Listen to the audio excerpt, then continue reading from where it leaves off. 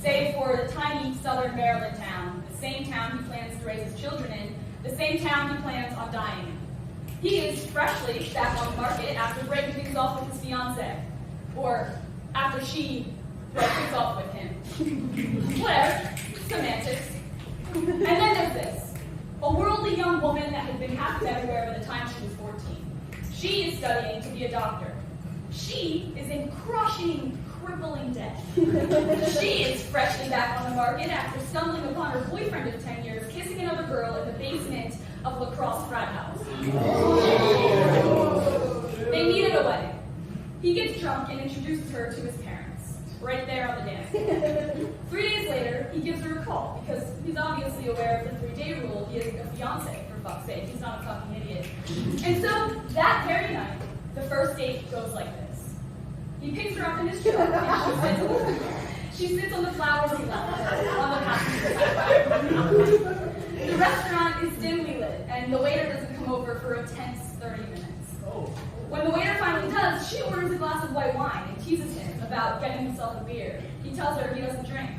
She is confused, because at the wedding she watched him do 4 shots of tequila and then shotgun a beer on the lawn. Silence stretches until finally she points out the elephant in the room. Your shirt is pink, she says. Actually, it's salmon and my mom bought it for me. He orders the steak. She says she'll have the salmon. That weekend she tells her friend about the salmon-colored t-shirt. They can't tell if his mom's still buying this 27-year-old man his clothes as sweet, or if it's a deeply horrifying red flag. She's willing to overlook it, because she dated a lacrosse player named Brent for 10 years, so she's clearly used to overlooking the world. On the second date, he wears the shirt again, because he's a funny kind of guy. And when they get married, she puts salmon-colored trim on her wedding dress.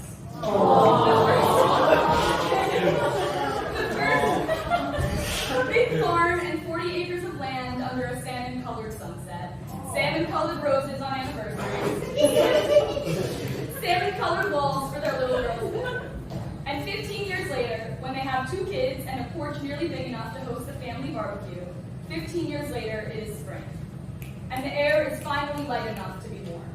Everyone sits around a big plastic picnic table and everyone is laughing about something, or maybe not at anything in particular, maybe they're just happy. The son says, Mom, Dad, tell the story about the salmon-colored t-shirt. He's 8 and thinks it's the funniest story that's ever been told because he knows that salmon is a type of fish, and not a shirt. And the funny thing about salmon is that they're freshwater fish, but they migrate to saltwater oceans and then back again to freshwater. And just imagine for a second, your whole life, everything you've ever known in your small southern Maryland town, your small freshwater river, opening wide into this huge incomprehensible ocean of possibility, and then narrowing back down again, focusing again, maybe on someone across the room of a crowded wedding reception. Maybe sometimes life is like getting dumped by your fiancé, thereby thrusting you into a period of your life you'll forever dub the summer of tears. Maybe sometimes life is like knowing a boy and loving him, watching him grow into a man and loving him then too. And then he still cheats on you because, his name is Brent and he's wrong. But also maybe sometimes life is like meeting a cute girl in a wedding and for some reason you know there and then she's got to meet your parents. It's like doing 4 shots of tequila and then shotgunning the view. It's like swimming upstream and leaving everything you've ever known behind and then somehow finding it all again. It's like 40 acres of farmland and a swaying golden cornfield and a family barbecue in the spring. It's a salmon-colored t-shirt on your first date because your mom says you look really good in salmon. And this one you really want to go about.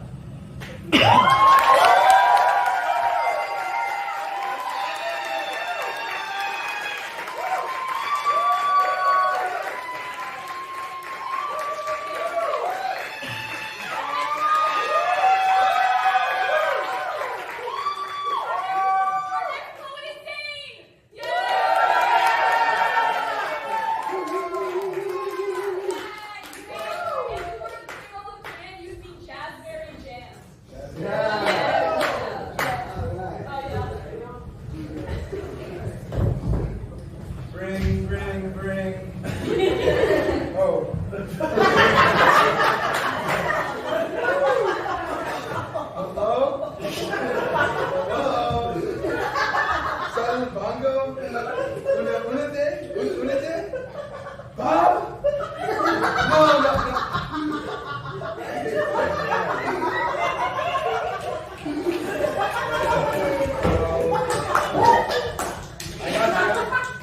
they look like the man in the yellow red hat and the minion. I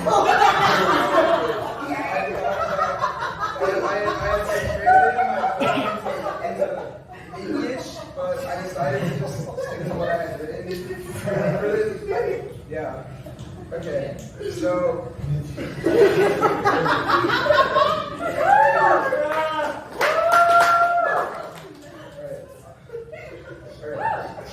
I've already spent 5 hours in the car, and there's another 5 to come. My phone is dead, and what the hell am I going to do without my reels? And it's starting to hurt my ears. But at least the landscape is changing. The city's spires have shrunk into a thick canopy, and now all I see is green. And I need my bait. I'm about to... Wait, what's that over there? A shooting star? No. It's a yellow plastic bag saying thank you, thank you, thank you. But that glitter yellow, so quick, almost imperceptible. It's, like I said earlier, the shooting star. Color me yellow so that the wind can blow me in your direction. Color me yellow so that your eyes search for my blades. Wilson's warblers soar, tracing the forest, embroidering this 12-lane highway. It's almost like they're chasing us. And these bug-stained windows protect my ears from the car's weight, and I can't help but wonder what these little guys sound like without this barrier. To hear them sing and search for each other in the bush, and to sing at their reunion. Color me yellow so that I may greet your wake, and color me yellow so that I may soar at your side. Emerald sentinels fall to a yellow expanse, trees fell to make space for crops.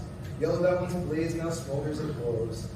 Color me yellow so that I can sustain you. Color me yellow so that I may be a balm to your weary eyes. And as the sun sets once more, sets this field on fire once more, everything succumbs to the sun's fiery and tender embrace, like I'm about to succumb to these naked cravings. But shit, my vape is dead. And who is this you stuck in my head? It's crazy what happens when I don't have instant entertainment. I wish I had my Nick, I wish I had my reels, I wish I had a meal. I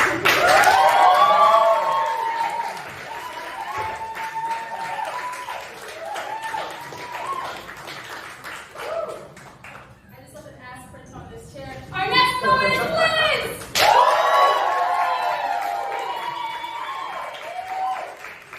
If you were a color, you would be seafoam. I like it. Speaking of green.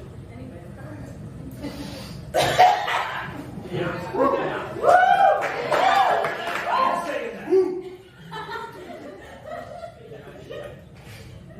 I was named after a 5-year-old sneeze.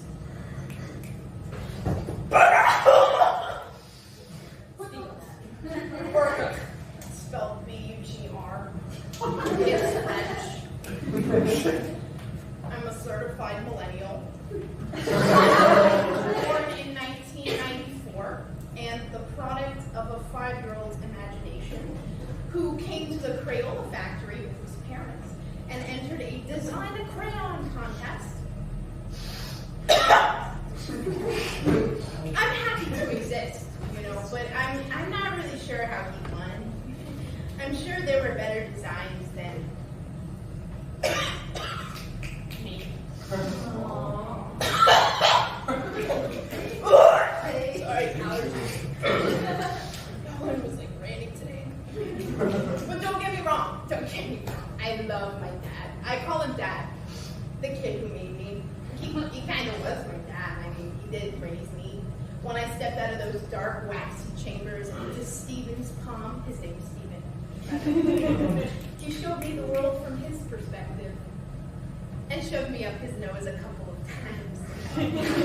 He was 5, okay? So I guess that was fine. Stephen was a good dad. As good of a dad that a crayon could ask for. He used me all the time for his drawings, especially from the ages of 5 to 10. Stephen loved to color everything in black. To him, everything beautiful was green. It made me feel pretty special, to see myself in the trees and the grass, even in the ocean and the people around us. Everything was green until the massacre of 97.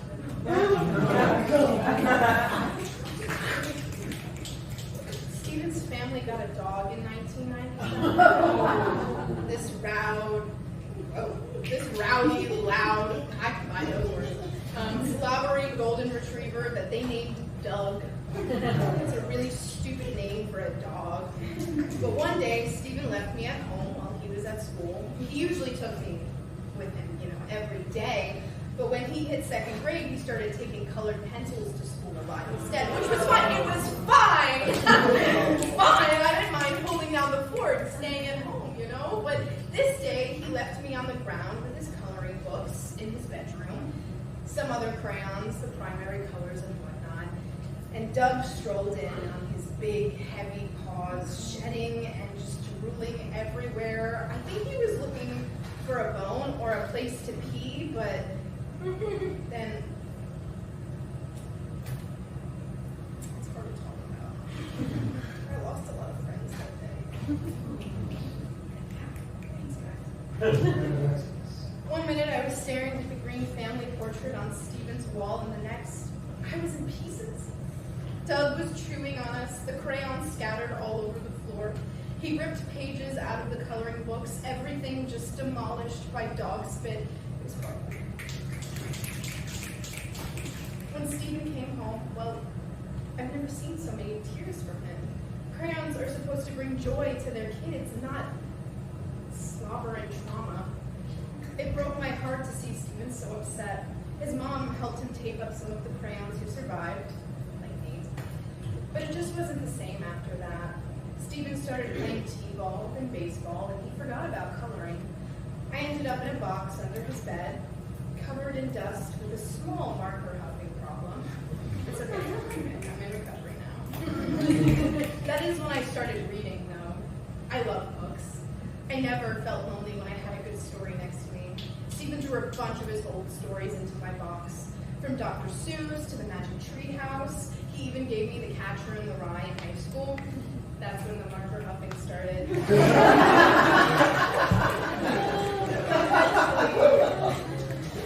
As most limited edition crayons do, I ended up in a yard sale. But now I was used. I was about half the size that I was in 1994 with a broken spine and an addictive personality. And nobody wanted me. And listen, I didn't want to draw with another kid because Stephen has always been my kid. Or worse, end up with another Doug. So I jumped out of the box into the green grass, and I somehow ended up here, somewhere green. I guess after all those years under Stephen's bed, I just needed to be somewhere else where I could just be.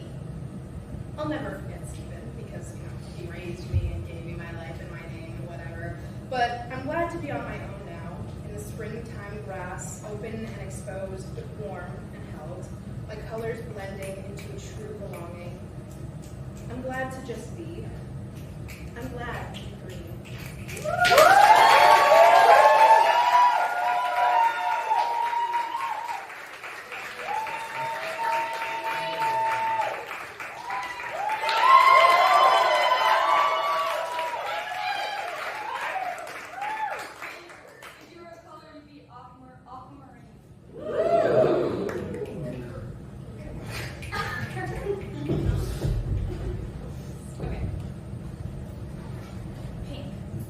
Rosy blush on cheeks and lightly painted lipstick, not painted too thick.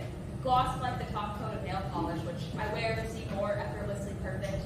High heels, the color flamingo, boots the size of a child's foot. Constricting, compressing, making my feet bloody, but I guess somehow pretty. I tried to wear red one time, red lipstick, still not painted too thick.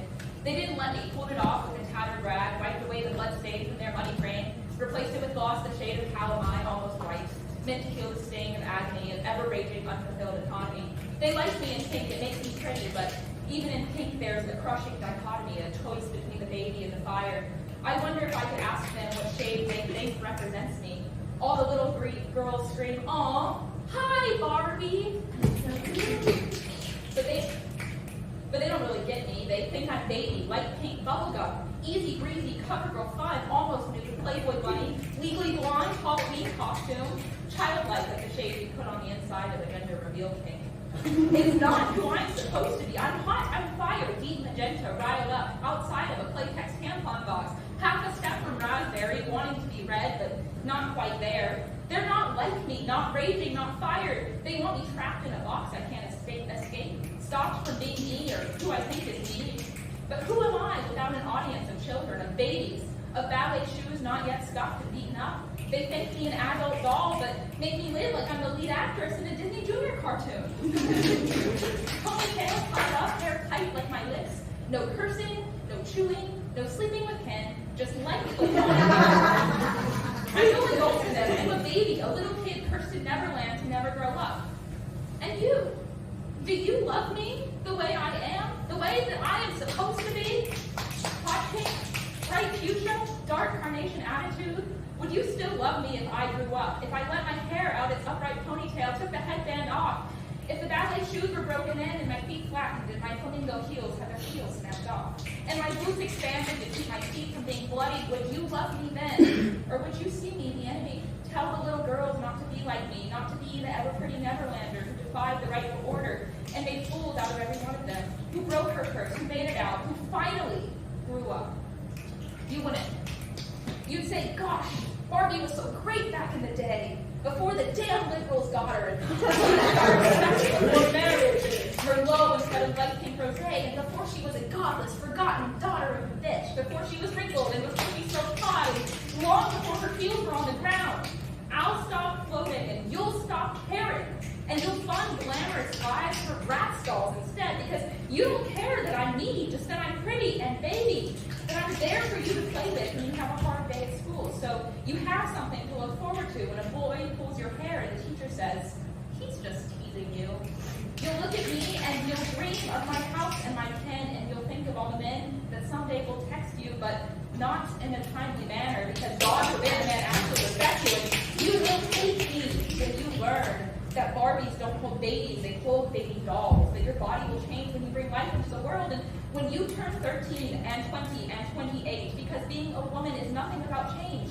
They'll make you hate me if I stay the same, or if I grow, it doesn't matter. If I'm the color of Merlot, or baby, or Playboy bunnies, or ballet shoes, or the outside of a Playtex tampon box, it won't matter if I'm 120 or 150 or 278, because there is no skinny enough, or curvy enough, or curved enough, and you will never be perfect. And nor will I. Because there is no winning in this damn dichotomy, in this made-up fantasy lie, and I see your face now. Scared, upset, annoyed at a doll come to life. I'm sorry to have bothered you with this. Tomorrow I'll be the same, and you will grow and you will change. I will stay in Neverland because I can do nothing else. I'm sorry for the way that you will think of me when you are young and when you are old. How you will curse me for teaching you to be perfect over bold. And I am sorry to myself that I'm stuck here and that I can be nothing else. I'll dream each day that you'll still hold me when you're old and gray and a step away from the grave.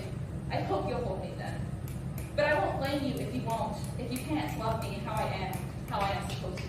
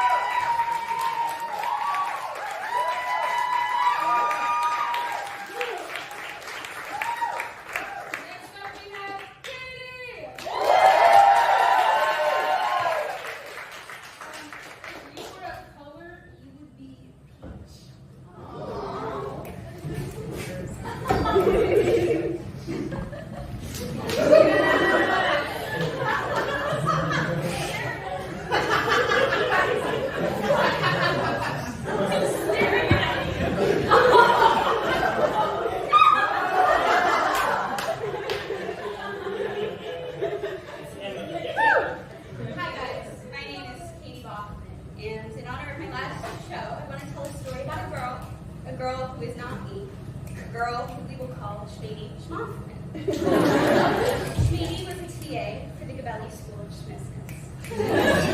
Currently responsible for grading 33 essays about the company benefits of the so-called cheap labor industry. Because what is offshoring if not global diversification? The students were business pioneers. Their essays meandered with little plot or adherence to the theme. And she loved them because they were, in all regards, very similar to her poetry. She likes to pretend she was a writer and a reader and an academic. Actually, she just finished a little-known story called The Word and Peace. Sorry, Schmore and Schmeech. It's a romance starring Harry Potter's dad and Sirius Black's brother. Available for free online at Shmayo3. A little while ago, she went on a blind date with a guy who lived in Soho. I know a place, he said. My roof, he said. And at this point in the day, she had had a couple margaritas. So Shmady walked up 11 flights of stairs, taking a breather at floor 4 and again at floor 7. When she got to the top of the roof, she couldn't believe her eyes, for he had 6 dogs, and they all had shit all over the roof. And she was in for a surprise. Holy shit, he was whipping out his dick on the dog shit roof. And Schmidt, he had the biggest Schmidt that she had ever seen. The weight of the margaritas and the dog shit had left Schmady feeling kind of green. So the blind date ended there. She walked down 11 flights of stairs, taking a breather at floor 7 and again at floor 4. She was honestly glad it hadn't worked out because she still fantasized about the guy she met last semester on the night of Halloween. Let me set the scene for you. The music was loud, Shmady was drunk. She had just gotten screamed at for taking pictures too closely to a table rented out by a couple of coked-up gentlemen sweet-talking the bottle girls. It was then, in the club, with the DJ playing house music, that Shmady met the man of her dreams. He was boring and ugly and serious. His name was Schmabashton. Call me Schmed, he said. Schmady, what are you dressed as? Schmady was wearing a skirt as a top. It had a poorly printed image of Dr. House from House MD, a medical drama that never got quite as popular as Grey's, probably due to its generally unlikable main character, Dr. House. Schmady definitely had a thing for Dr. House. His eyes were trying to stretch past Schmady's boobs. Her boobs were quite small and his head only worked a little. I'm Dr. House from House MD, she said. Never seen it, said Schmed. I don't watch a lot of TV. They danced the night away, much like Harry Potter's dad and Sirius Black's brother. And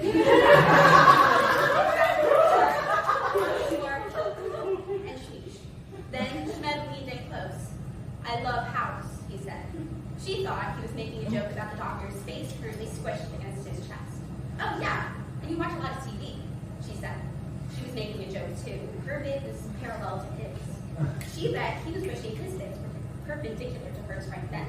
He looked at her and confused. I told you I never watched TV, he said. Oh, but I was just kidding. You said you liked Dr. House. No, I said I love house music. Oh, okay. Schmed was dressed as Fisher, the DJ. Shmady didn't pick up on that until after she learned who Fisher was. Are you here for Fisher? Schmed asked her. Now, Shmady would posit that pretending to know Fisher, even though she didn't in actuality know who he was an attempt to reclaim that one time the guy had lied about knowing the Simon Pegg and Edgar Wright film Hot Fuzz while we were parents. Oh, I definitely saw Hot Fuzz, the guy had said. Oh, I definitely know Fisher, Shmady told Schmed. He laughed like she should be able to recognize his costume. She didn't. So who are you? I'm Fisher, he said. Oh, Fisher Schmisher. Shmady left then, and she never met either of the men again, but don't worry because she has 26 unread messages on Tinder and 8 on Hinge, and since that's now the message, and I have full confidence that she will one day find her way into a sizable inheritance and a sizable schmick, and even more importantly, true love. Sorry, schmoo, schmuck.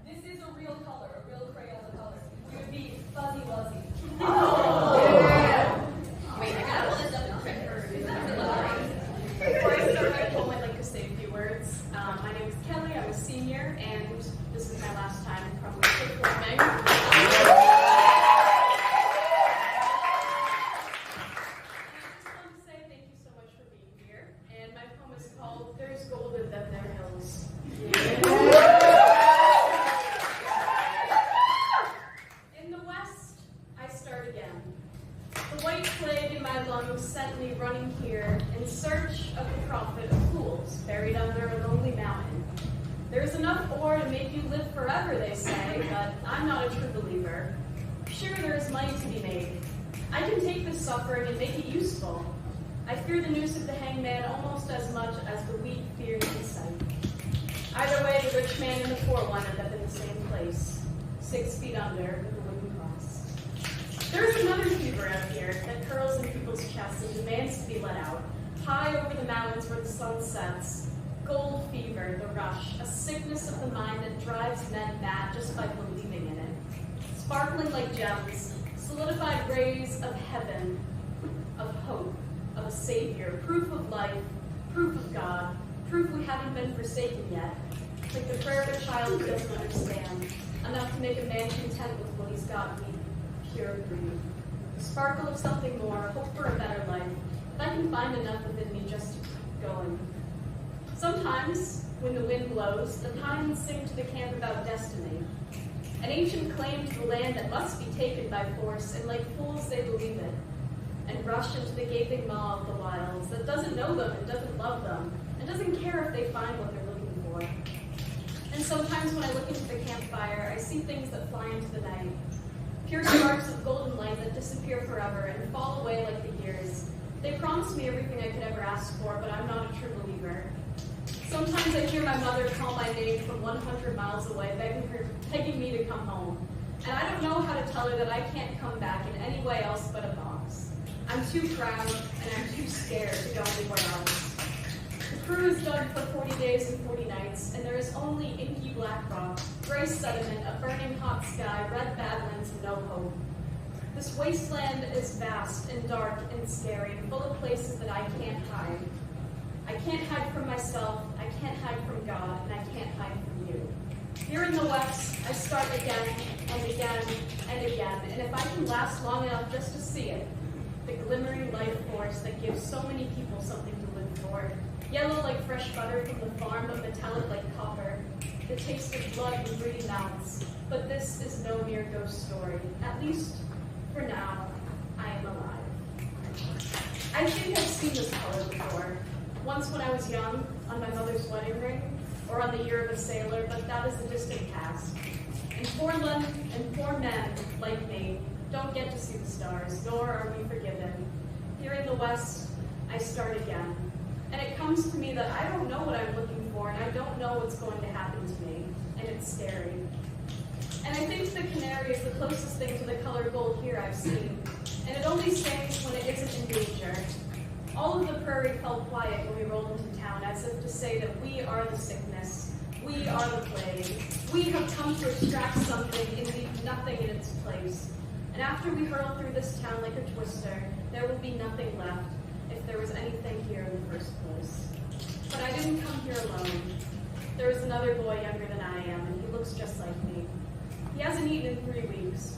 He refuses sleep, wine, and women. But how does the body not spoil?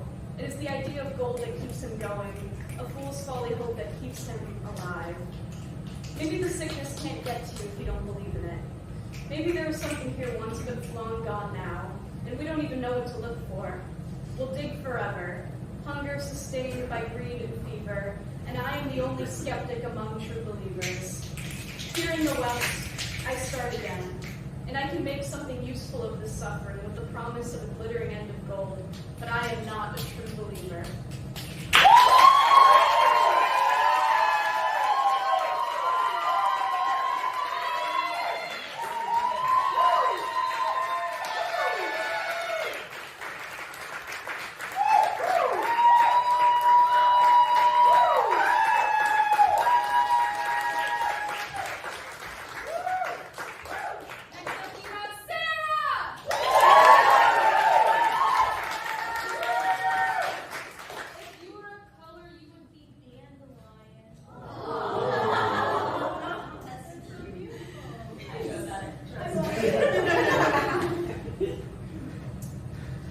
The whole town knew before you did, didn't they? Doors were closed, curtains drawn, volumes limited, words sharp instead of loud, but they knew. They saw the beige you wore to school, the history on Dad's work computer, how to get kids to be quieter, how kids to respect me and how to get crayon off walls. Mom's shopping cart filled with babies. She lilt in her voice as she said, hello. Asked them, how are you? And really just looking out for herself. They knew. They gazed at the names on PTA boards, on bulletins that painted such a pretty picture, knowing you could never paint yours. They knew you tried. Knew how many crayons went missing from the school art room, that none ever left those pristine walls and called home voice quivering. And I knew too. Your mom could never really get rid of me. You knew that, didn't you? You knew that I'd leave textuous trays with shaking hands whenever you were scared you'd lose yourself in that place. You knew I'd talk, since the walls could not, that I wouldn't be swept under the rug. I am what's lonely, no matter how many mirrors are broken, no matter how much baking soda is thrown in the trash. I know that it takes guts to step back and see strength in the scribbled mess you leave. That mess could be art if it means something, and I know what this means to you. I know to say, dear child, you are not evil for wanting to see yourself spilled out, see your heart cast out on the stage just to know that it beats at all. It takes time to pick up the crayons again. Know the points that your mother called sharpness, the way they slashed through off-white walls, the pain that it would make in your poor father's heart, and still decide that it could save you, and still decide that you are worth saving. Dear child, you are braver than anyone else. You think of what could be there, even when it cannot be, because you know that it should be. I am all you know, sometimes at least. I'm all you can know, at least in this place. We both know why I'm here and why I always will be. Sure, I'm roses, sunsets, and warmth, but I'm also the fire on the chipping paint that catches and burns and stays without even asking the furniture's names, and other colors bring joy. The softness of sleep somewhere far away, the lightness of the next coming day, and you deserve to draw with them too. But only when the canvas changes, and it will someday. Until then, dear child, you are not evil for knowing you deserve them now. When it all starts to make a bittersweet sense, when the sun sets on this rotten house and you watch it from the outside, don't forget me. Yes, forget the baking soda, the short history, the sharpened words, forget that skeleton of a town, but don't forget the strength it took to see more than they say you are, to stare down what they turned away from, to smile as they tried to scrape me away, because I stay, and I know that you're worth fighting for, and I'll tell you again and again.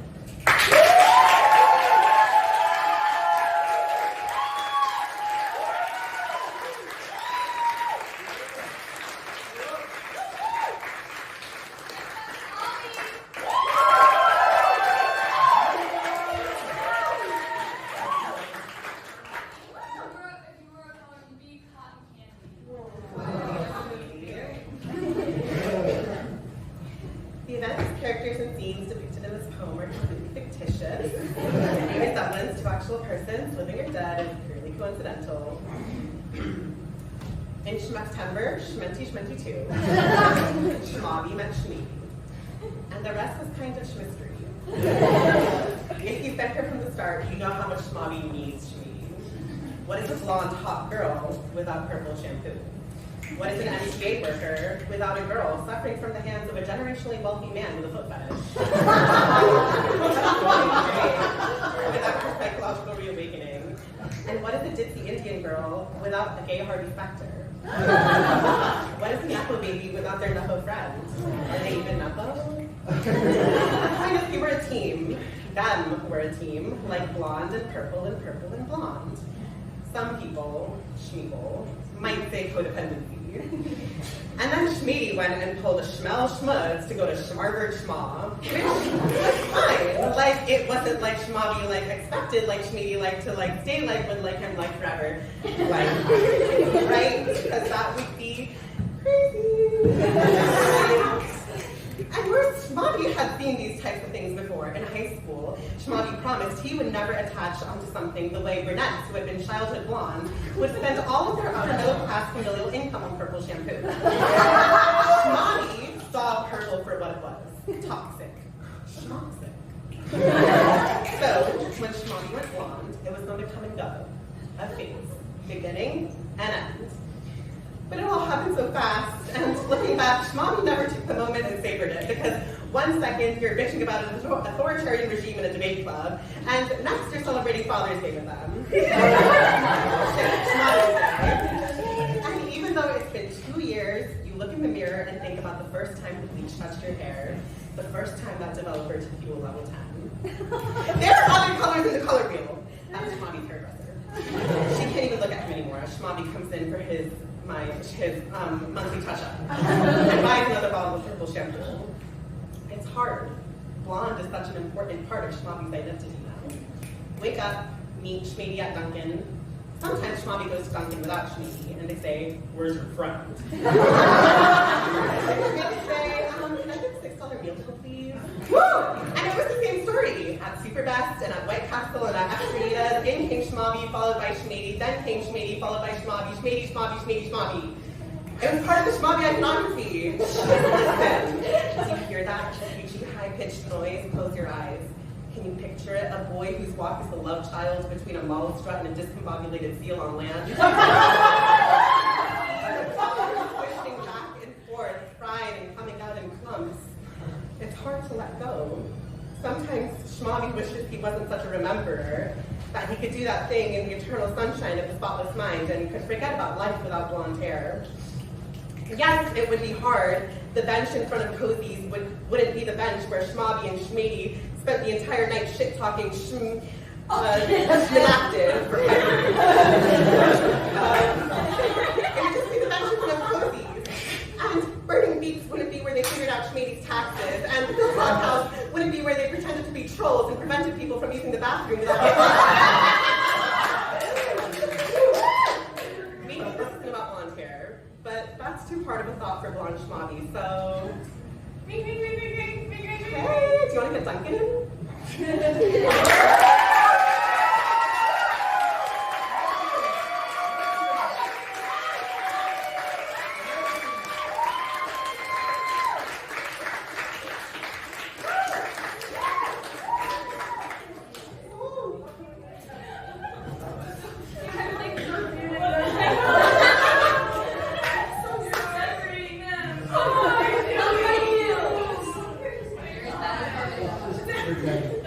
Next up is Maverick!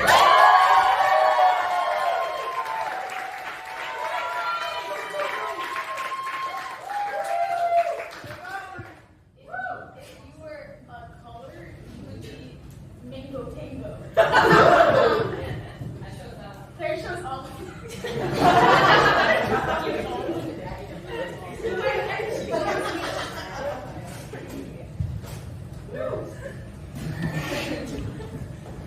We were playing I Spy. Mama was hunting for a bigger, brighter life for you, traveling eastward toward another town to sink your teeth into. Snow-crested mountains and a barbecue or two in Helena when you got the chance. I spied my little eye. Something blue. My body flew toward the car window, watching distant farmers heave their bones into the dirt, carrying their livelihood in the deadly August heat. With each press on the gas, they grew smaller and smaller until soon enough they were just dots on the horizon. I guessed their overalls, which was apparently so bad a guess you didn't even say no, you just stared. The sky! Of course, it's the sky. The milky cream of the clouds curved themselves inwards toward the sunlight, as if the glow of the world was so strong we could lift our car off the highway into the heavens. No, not the sky. After I guessed Mama's jeans, then your jeans, then a bottle of water, and some bizarre cerulean mountaintop I thought I saw in your window, I begged you to tell me. Blue like the desert, you said. We're driving in blue.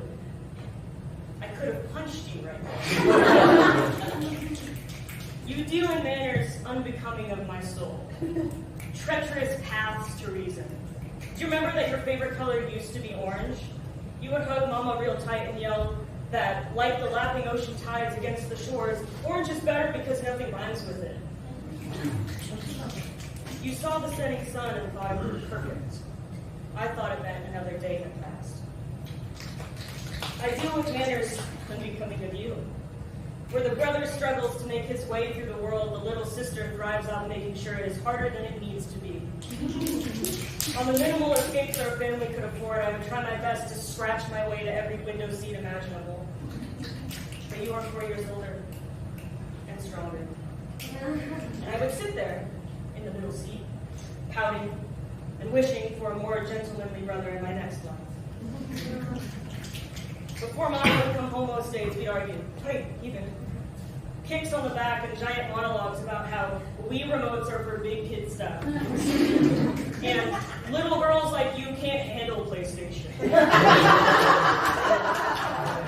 Perhaps even an I hate you, or two from either side.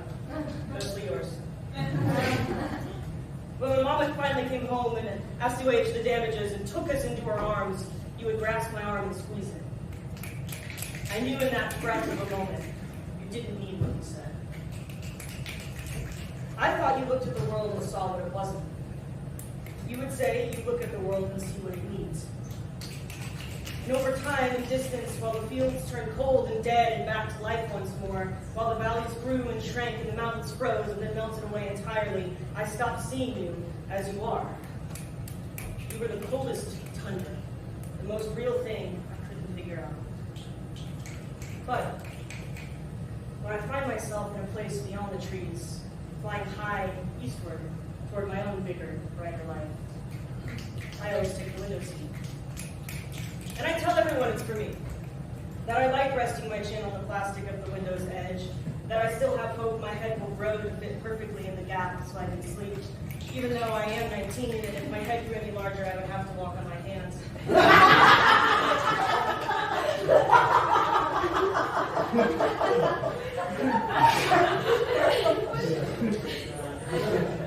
But really, I do it to see you.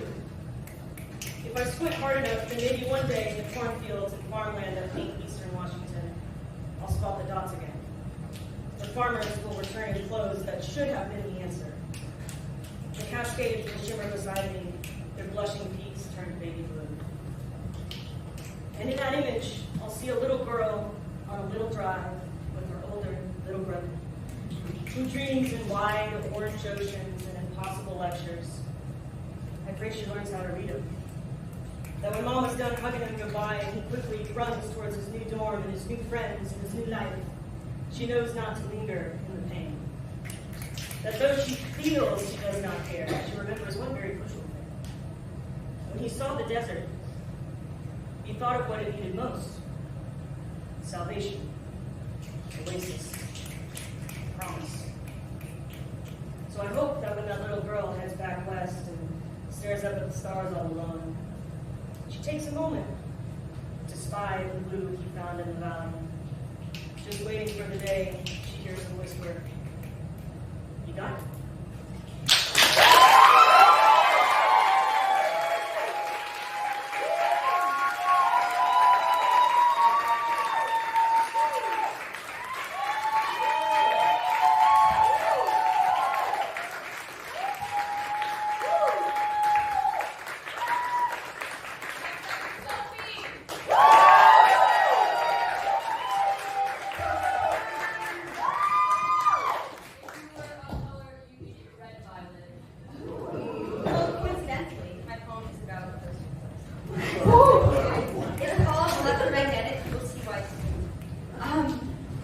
How do you measure the capacity of a human being, one existence laid out onto a timeline, each event its own black tick, each key moment well accounted for in your slightest recollections?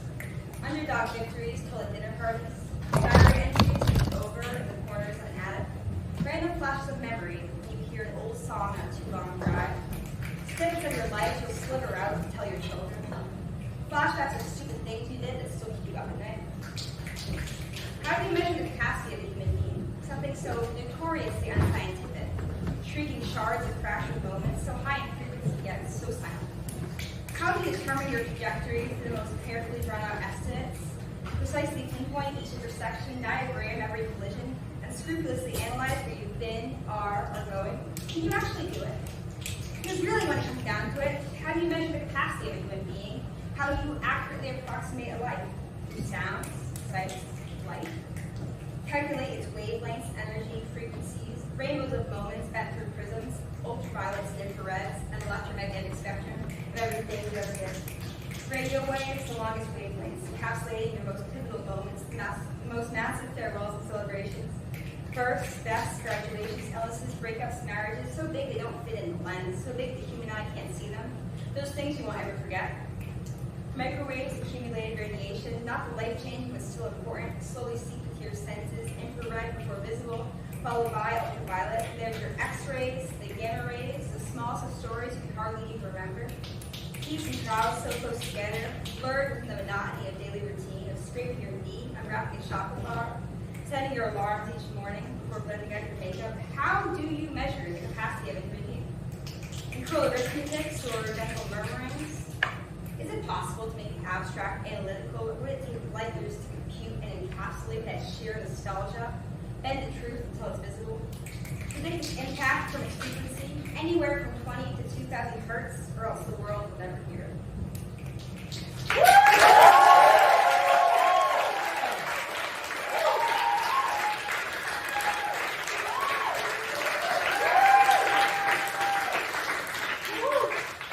Next up, we have Mary!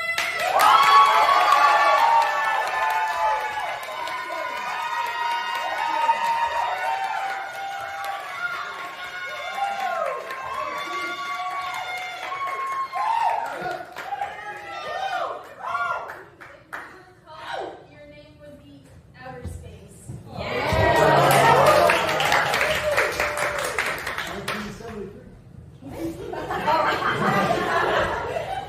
This is not my shirt.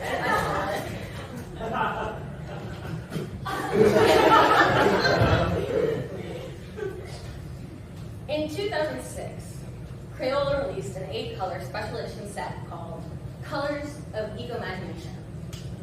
Revitalized red, evolution orange, solar yellow, hybrid green, clear water blue, purification purple, the questionable cleaner cold black, and most relevant tonight, Mother Earth brown. I am not her. I never will be. I am the never released, probably never suggested, but definitely eco-imaginative compost brown. A color that, upon hearing, you envision rotting vegetables and earthworm shit. And it is. I am. And the brown, almost black of the bottom layer of leaves, the damp underside of a long fallen tree, and the pungent soil of a freshly fertilized field. I am the color of rock, but also of so much more, of germination, new growth, and community gardens, of forest floors and freshly sown fields, of sustaining the life that will in turn sustain us. And they tell me this, when I get caught up in the rot of it all, when I worry that no one will look at me and see anything but the worms and the shit. They tell me I am beautiful, that the act of recreation is a blessing. And I'm sure there are those who mean it, those who get their hands dirty and embrace the rock for what it is. I haven't met one yet. Only those who admire my sustainability but don't care to know the difference between green waste and brown waste and the effort, the discipline required to decompose well in this day and age. Those who say I am cool and serve an important purpose, but don't care to hear the disgusting, nitty-gritty details. Those who do not care to get their hands dirty. And though I wish it was, it is not enough to serve a purpose, to be appreciated at a distance, told again and again that you matter, left again and again to rot alone. And perhaps that is all that Compost Brown will ever get. I am not her, after all. Our mother, who art in heaven, who had a real fucking crayon named after her. Perhaps my only hope is to return to her, brown to brown, dirt to dirt. Not that I'm sure I ever really left. I feel I have been rotting forever, decomposing for the day Compost Brown rejoins Mother Earth Brown. Perhaps then they will say I was beautiful and mean it. Perhaps then they will wish their hands were a little dirtier. Not that it matters. I have a purpose to serve, vegetables to consume and earthworms to hold close, growth to nourish and love to give, so much love to give. I will make it enough. I will pray that it is enough. And I will pray that someday my mother or whoever's out there will welcome me home and bring me into her arms. And when she tells me I'm beautiful, I'll believe it.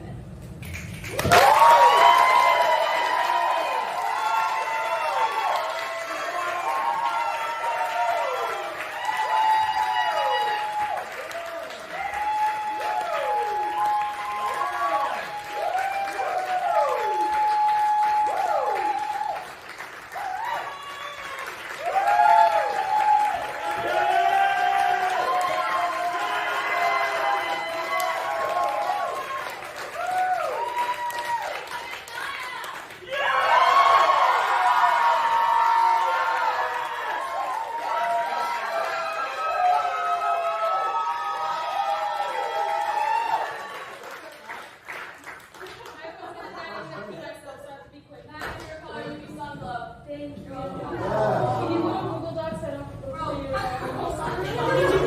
I didn't practice this because I always have. You have Google Docs on your phone? You're fucking crap. You want me to go? I got it. Thank you. Okay. 1 second.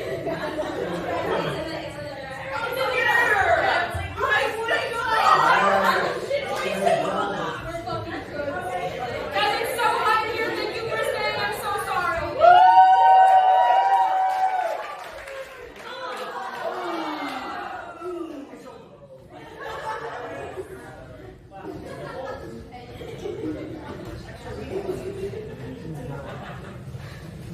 Guys, for the love of God, bear with me, okay?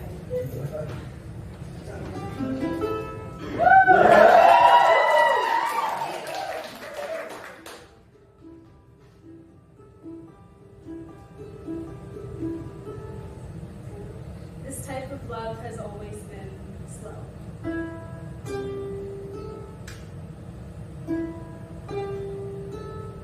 Coincidence met with existential drums and conflicting egos.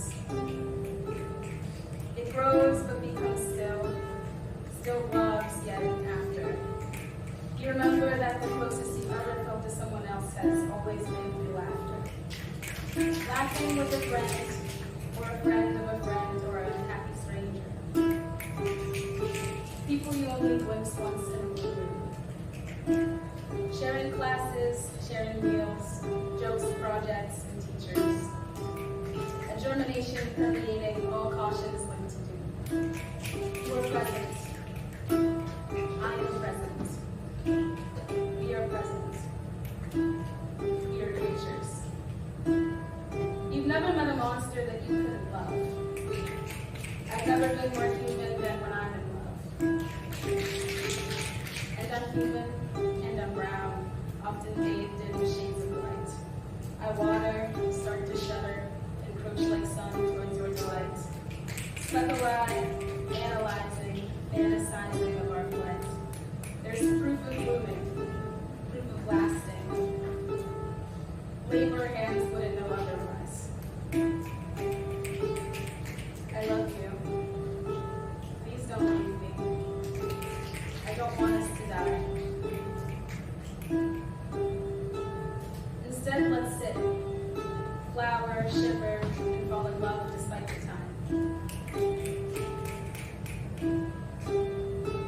I've been apologizing for falling slowly and steadily behind.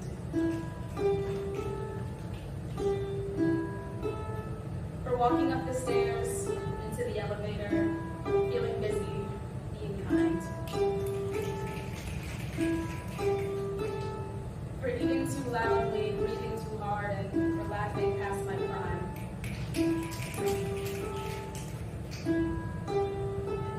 But we're in this space together, and it's quiet, it's sublime, it's melting, self-correcting, fading, drying out, it's crying. And I love you. Please don't leave me. Please don't die. I'll chip and crack at the corners before we can try to find out why. Whether it's sooner or later, between forever and goodbye.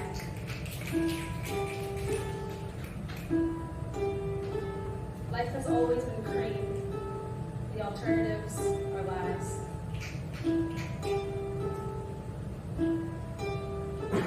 I cannot lose you. I can't keep watching paint dry.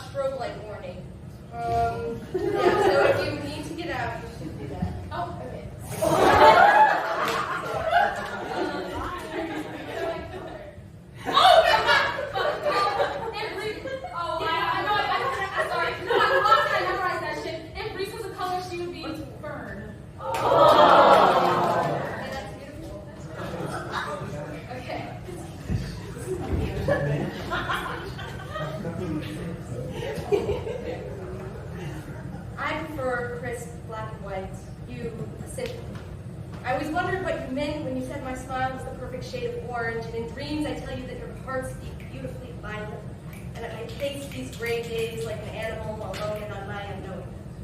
I always wondered what you meant when you said my smile was the perfect shade of orange. We sit on opposite sides of the breakfast table. I pace these days like an animal alone in my unknowing, and you take a comfortable sip of hot coffee, rich brown in a cream mug. We sit across from each other at the breakfast table. I take my discomfort scrambled with a side of toast, tasty and rotting. You take your comfort like hot coffee, rich brown in a cream mug, stenciled with a winking sun, golden and haloed like baby Jesus. I take my discomfort scrambled with a side of toast, gray and rotting, fig jam and beeswax, and the perspirating emptiness of a cold glass of water. Stenciled with a winking sun, golden and haloed like baby Jesus, we stare and pace each other for a long time. Fig jam and beeswax and the perspirating emptiness of a cold glass of water, and I crave clean lines and harsh angles and amazed in an open field. We stare and pace each other for a long time. I crave you in the way you carry the light of the sun on your shoulders.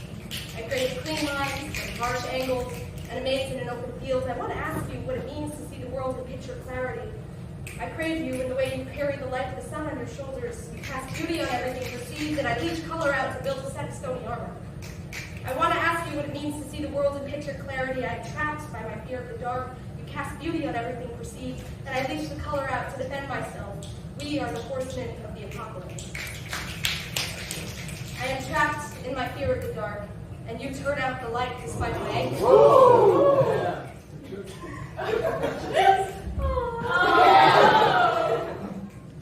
You are the horsemen of the apocalypse. I realize I've been suffocating for a long time.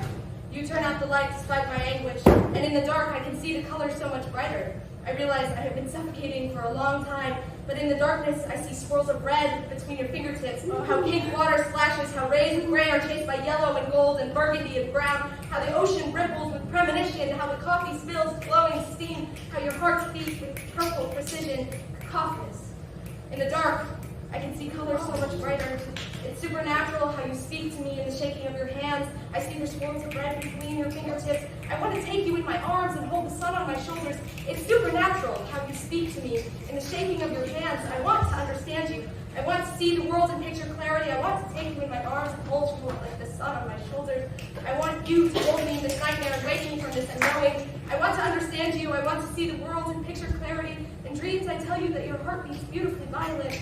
I want you to hold me in this nightmare and wake me from this unknowing. I